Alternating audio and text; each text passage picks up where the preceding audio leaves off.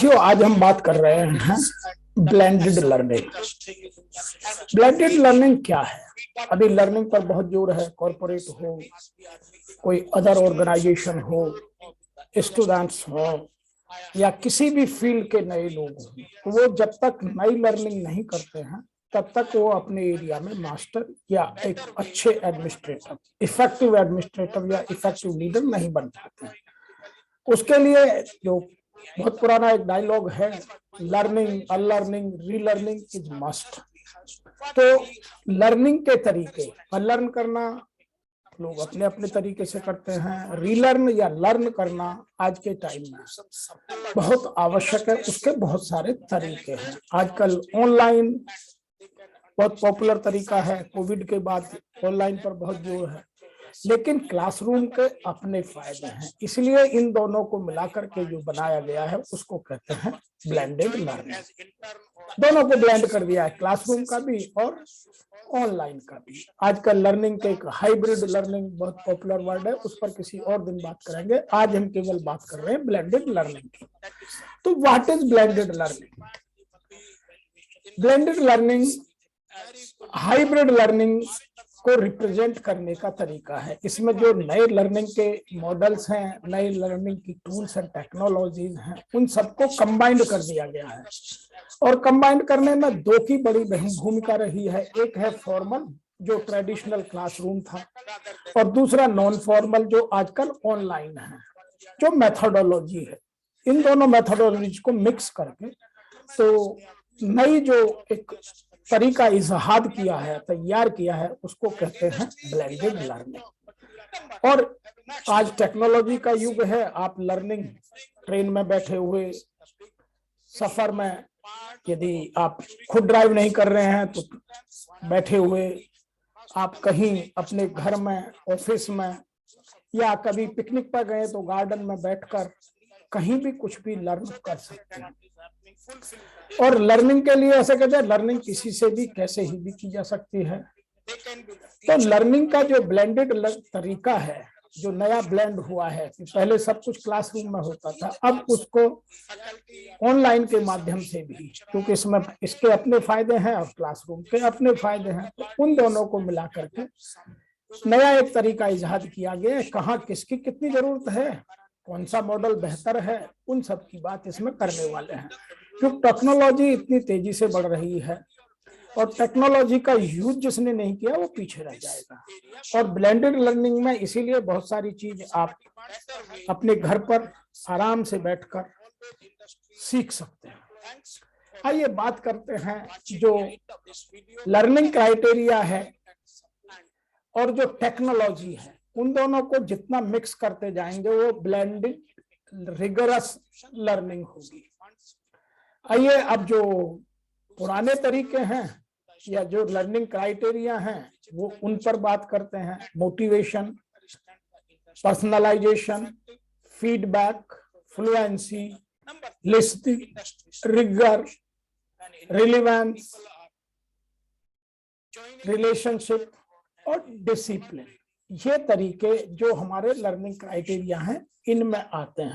Learning इन चीजों पर बात करती है। और जो अब टेक्नोलॉजी है उसकी वजह से लर्निंग में क्या क्या और जुड़ गया है उस पर बात करते हैं। Mobility, number 2 structure, number 3 tracking and control. आज आप हर चीज का डेटा जनरेट कर सकते हैं। सेल्फ स्टडी, आप ऑनलाइन कभी भी, कहीं भी, कैसे, जब भी मौका मिले, टाइम मिले, आप पढ़ सकते हैं। रिड्यूस्ड कॉस्ट, क्योंकि अब लर्निंग ऑनलाइन बहुत है, लेकिन ऑनलाइन के बारे में कहा जाता है कि ऑनलाइन पर बहुत सारी चीजें अभी इमैच्योर तरीके से भी डाल दी जाती हैं, जिससे कई बार गलत ज्ञान पैदा हो जाता है। तो आपको यदि ठीक से एडिक्वेट नॉलेज लेनी हो तो अच्छे वीडियो देखना, अच्छे स्टफ को पढ़ना, अच्छे वेबसाइट को वॉच करना, वहीं से मैटेरियल उठाना, तो एक्यूरेसी एंड जो स्पीड का टाइम है वो आज ऑनलाइन से बहुत तेजी से आ जाता है, बशर्ते आपको यह आर्ट होती हो। Number last but very important is, आज ग्लोबल रीच है। आज पूरा संसार एक छोटा सा गांव बन गया है। आप कहीं से भी कुछ भी इस ब्लेंडेड लर्निंग में सीख सकते हैं, पूछ सकते हैं, समझ सकते हैं। तो यह है ब्लेंडेड लर्निंग का एक बड़ा फायदा है।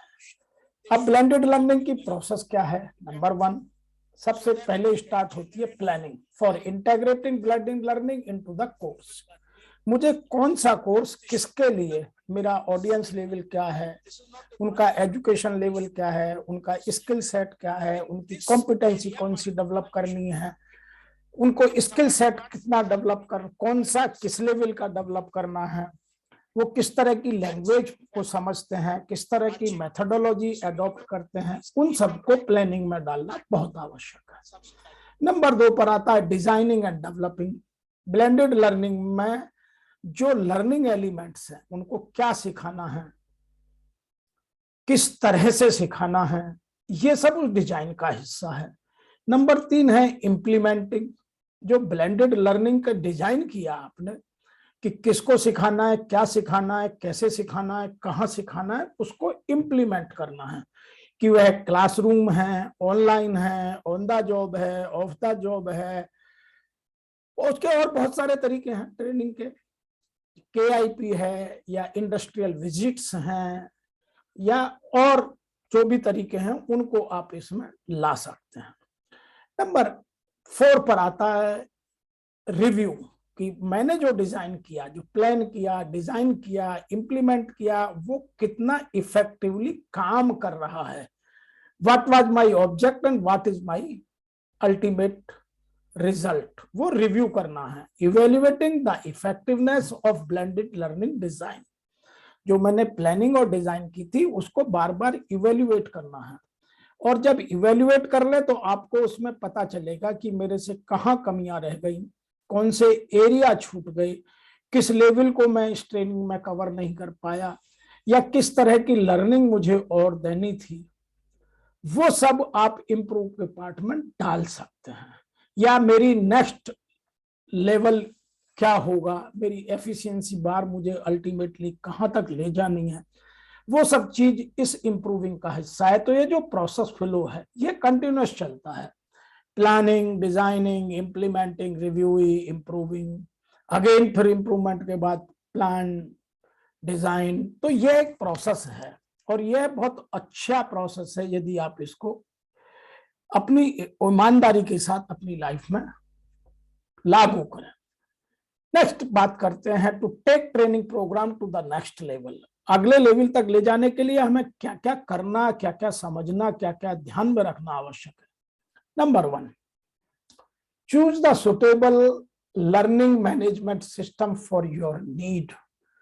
आपकी आवश्यकता के अनुसार आप अपने LMS को, जो लर्निंग मैनेजमेंट सिस्टम है, उसको चीज कीजिए। वो क्लासरूम हो सकता है, वो ऑन द जॉब हो सकता है, वो विजिट से हो सकता है, या वो ऑफलाइन हो सकता है। Now you choose. Number 2, communicate the blended learning objectives internally. कि मैं ब्लेंडेड लर्निंग के मेरे अल्टीमेट ऑब्जेक्ट क्या है, वो जितने भी उसके पार्टिसिपेंट्स हैं या जो भी लोग ऑर्गेनाइजेशन में काम करते हैं, वो चाहे आपके अपने एम्प्लॉयज हों, वो स्टूडेंट्स हों, या वो आपके पार्टिसिपेंट्स हों, आप उन्हें जहां तक अपनी रीच बनाना चाहते हैं वहां तक इफेक्टिवली कम्युनिकेट कीजिए। What are the object of this blended learning course. जितना कम्युनिकेशन आपका इफेक्टिव होगा उतना उसका आउटकम इफेक्टिव होगा।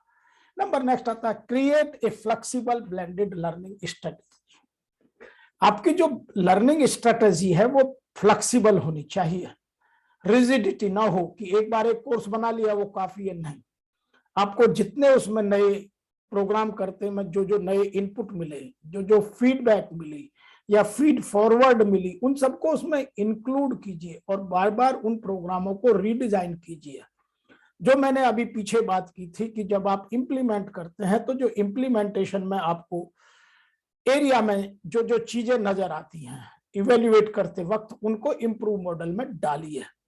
जो ये आपका 5वां एरिया है, इसको यदि आपको स्ट्रॉन्ग बनाना है तो वो आपको फ्लेक्सिबिलिटी से ही आ सकता है। नंबर 4 है include effective assessment in the programme, आपका जो प्रोग्राम किया है उसका असेसमेंट, आरओआई चाहिए, रिटर्न ऑन इन्वेस्टमेंट, जो आप इन्वेस्ट कर रहे हैं वो टाइम हो सकता है, मनी हो सकता है, एफर्ट्स हो सकता है, कुछ रिसोर्स हो सकता है, तो जो इफेक्ट कर रहे हैं उसकी आरओआई क्या है, उसको इफेक्टिवली असेस कीजिए। नंबर 5 है build a blended learning community. आप एक इस तरह की कम्युनिटी तैयार कीजिए। अब इसके बगैर जो आने वाला टाइम है, डिजिटलाइजेशन का एरा है, दुनिया बहुत तेजी से बदल रही है, जो डिस्टेंस है वो कम होता जा रहा है, ट्रांसपोर्टेशन की आवश्यकता धीरे धीरे एक ऑप्टिमम लेवल तक पहुंच जाएगी, या यूं कहिए वो कम होती चली जाएगी, क्योंकि जितना ऑनलाइन काम होने लगेगा उतनी ये सब काम कम होते जाएंगे। तो आपकी जितनी कम्युनिटी होगी आप उसको कनेक्ट करेंगे, तो जो कनेक्टिविटी बनती है वो तब बनती है जब आपकी जो कम्युनिटी है उसके साथ आपका नेटवर्क स्ट्रांग हो। तो build a blended learning community. अब आइए कि ब्लेंडेड लर्निंग के मॉडल्स क्या हैं, किस किस तरह से ब्लेंडेड लर्निंग हम कर सकते हैं। नंबर 1 है फ्लिप्ड क्लासरूम मॉडल। क्लासरूम में ये ट्रेनिंग जो दी जाती है उस तरह से आप इस ब्लेंडेड लर्निंग को दे सकते हैं, आपकी रिक्वायरमेंट के ऊपर है।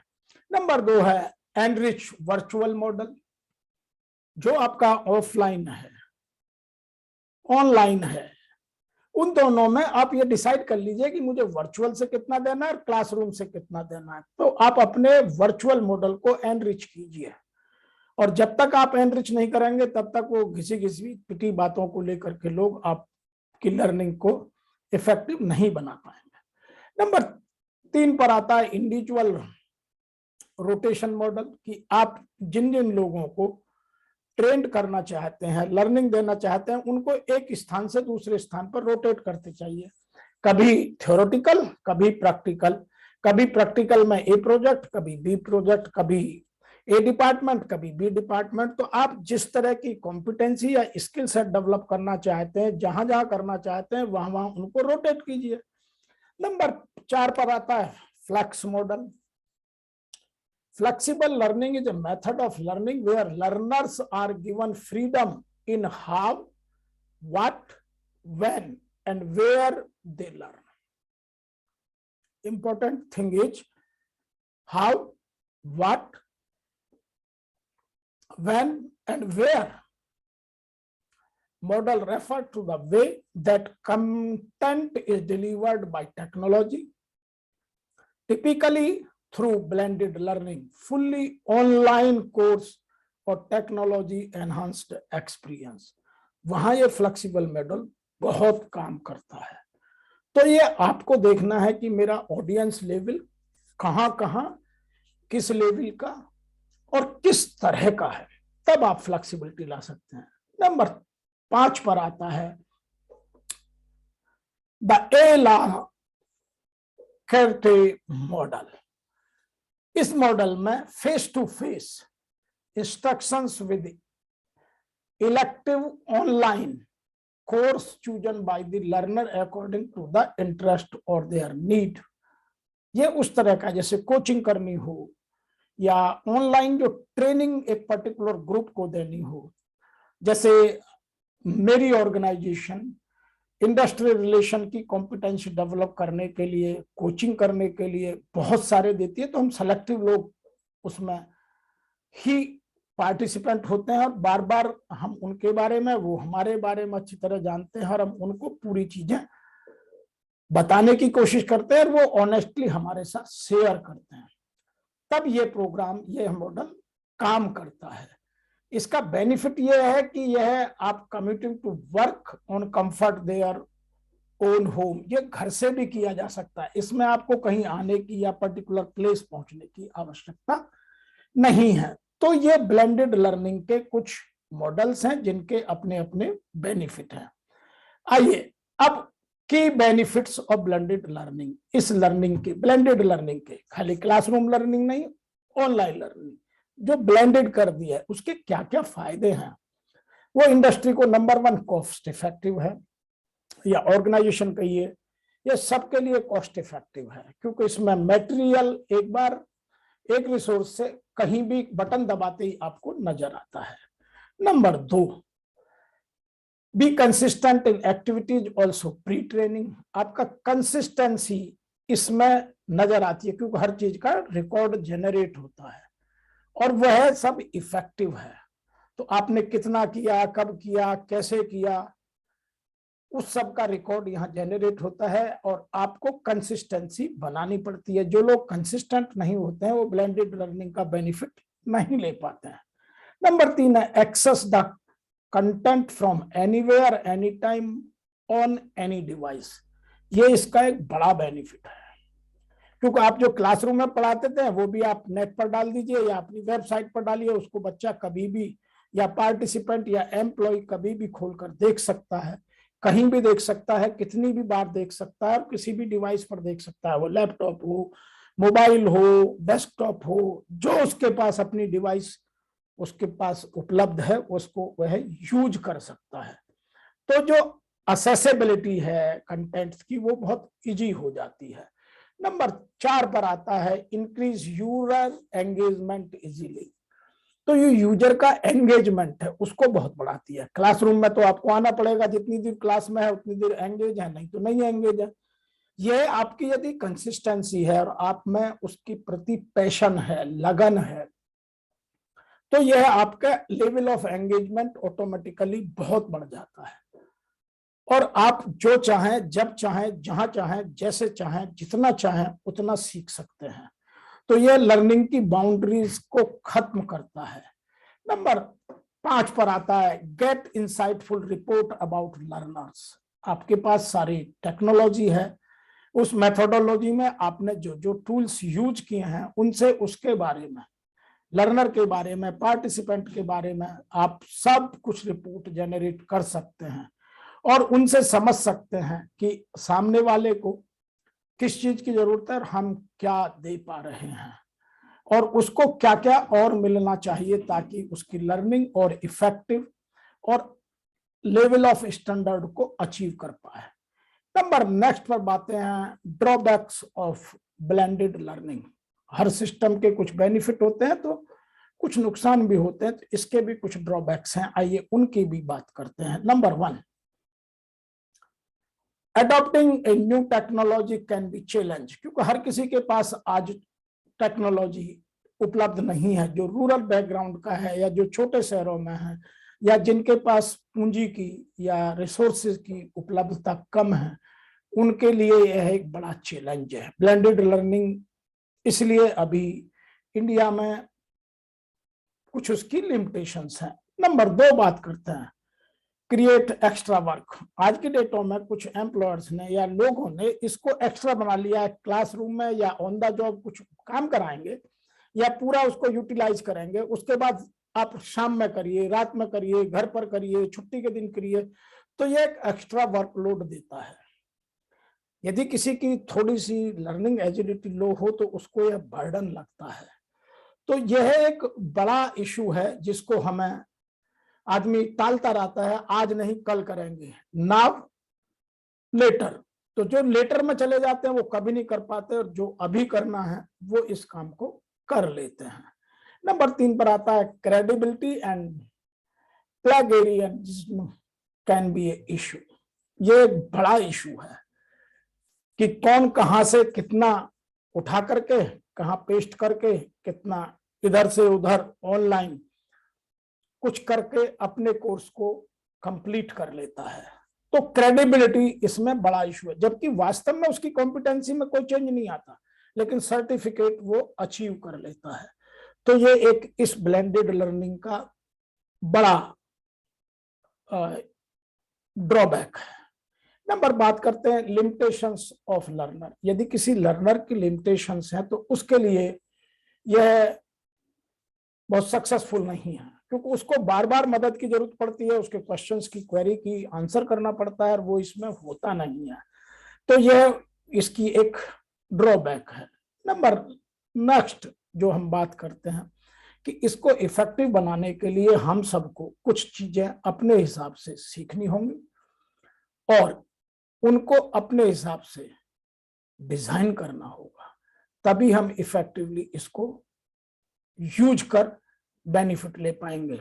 आज के इस वीडियो में इतना ही। आपका मेरा इस वीडियो को देखने का, वॉच करने का, लाइक करने का और सब्सक्राइब करने का बहुत बहुत धन्यवाद।